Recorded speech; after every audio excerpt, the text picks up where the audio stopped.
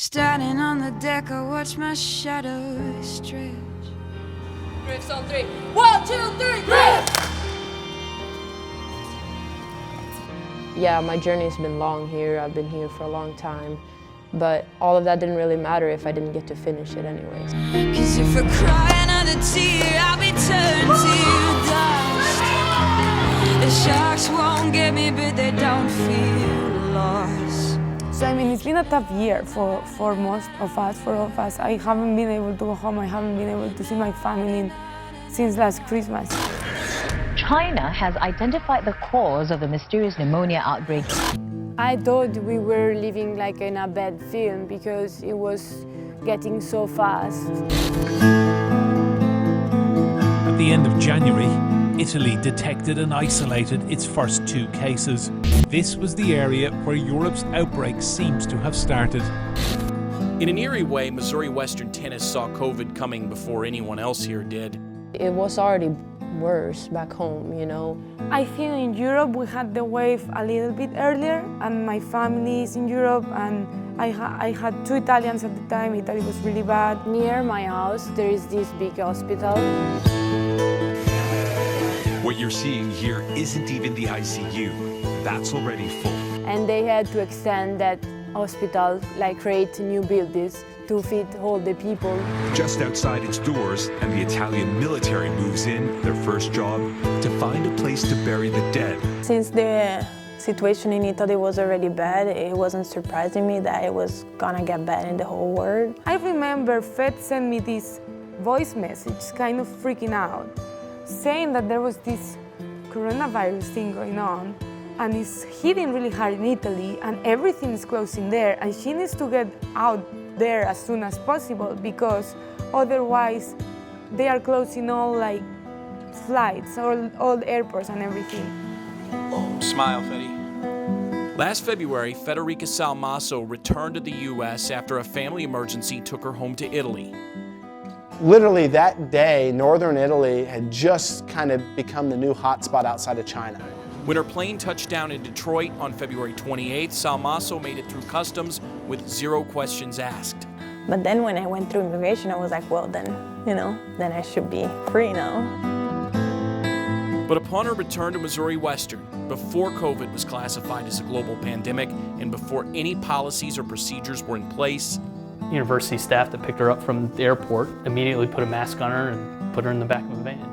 University officials made a then unprecedented call to place the senior tennis player in a 14-day quarantine. For the time, it was unheard of. Like, why would, we quarantine somebody for 14 days? She wasn't sick. At the beginning, like the first night, I was more sad than anything else. I asked our own people here, I said, show me the CDC writing. I'm searching their site that says she needs to go self-isolate for 14 days, right? And that guidance didn't get published till 3 or 4 days later by the government. This was St. Joe Health and Connected saying, no, these are the recommendations. And I was challenging for Fede saying, but show me.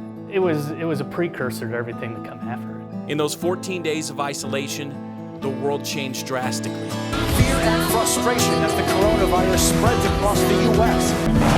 Today, the World Health Organization officially announced that this is a global pandemic.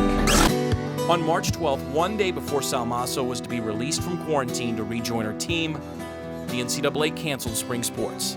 We are total shutdown, and that's indefinite. Yeah, I just wanted to walk through graduation. Federica is the snapshot of a 14-day period in the United States. She is it.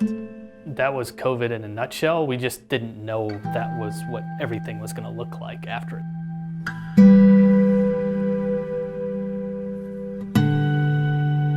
Salmaso graduated in the spring, electing not to return to Missouri Western for her extra year of NCAA-granted eligibility. Yeah, you get to play, you get your year back, but I was like, okay, well, if I can't come back, how am I gonna play, you know? With the United States seen as a risk for not controlling the coronavirus outbreak. Out of more than 200 countries all over the world, more than 160 have at least partially closed their borders to citizens of other countries, including Americans. COVID rolled on through the summer and fall, almost the entire international tennis roster faced uncertainty in returning to school because of unique travel restrictions in each of their respective countries. My mom's like, hey Nicole, there's a flight on Thursday. It's the only flight, it's a repatriation flight, you have to leave.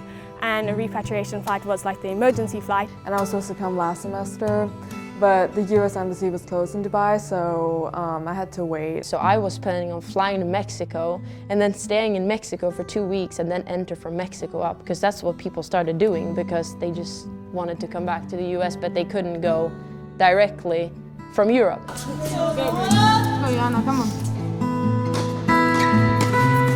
Now that they're all here, there are some that couldn't return home at the moment, even if they wanted to. I think there's maybe 2 flights to Australia a week from America, and they're really expensive. It's like $7,000 just to get on the flight, and you have to go into hotel quarantine for 2 weeks, and you have to pay $3,000 to stay there. Quite tough. And at this point, I'm not getting the vaccine, so I can't get back into my country without one. Also, one of the things we talk about, being aggressive. It cannot be, okay? You need to want the things. It's really hard. Because also, during the whole thing, my uncle, died too.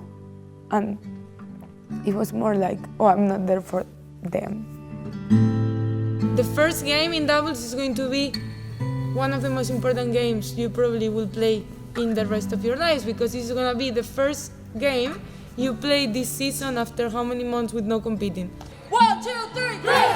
But here and now, still in the midst of global chaos, there is sanctity in the sign of normalcy. 10 student athletes, 9 different countries, finding unity in the universal language of sports.